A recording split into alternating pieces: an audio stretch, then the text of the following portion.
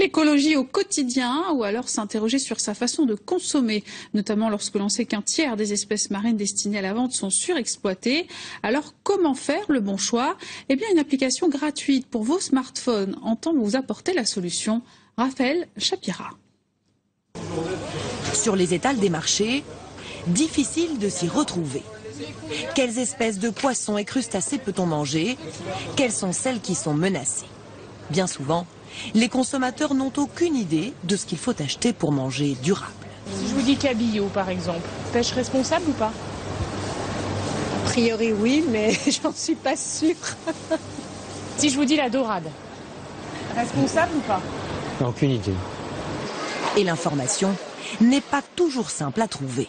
De toute façon, je n'ai pas la possibilité même de le savoir sur les états si c'est une pêche responsable ou pas. Est-ce que vous essayez de les orienter ou pas, honnêtement hein? Non, pas du tout.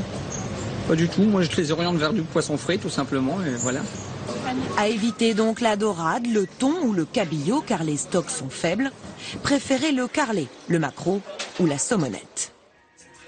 Alors, pour nous aider à protéger nos océans, si nous sommes capables de préserver la vie marine ici, dans un aquarium, pourquoi ne pas le faire dans les océans? Yann Arthus Bertrand lance une application toute simple pour y voir plus clair. Dorade grise, on peut la consommer, elle est verte. On explique les façons de pêche et à la fin, la consommation des sparidés peut être recommandée, excepté la dorade rose. Voilà, la dorade rose qui est derrière, voilà. La solution est dans l'assiette et l'assiette, c'est nous, c'est personne d'autre. Donc on peut décider ce qu'on mange et comment on consomme et on peut décider quel est l'impact que je vais avoir sur la vie autour de moi.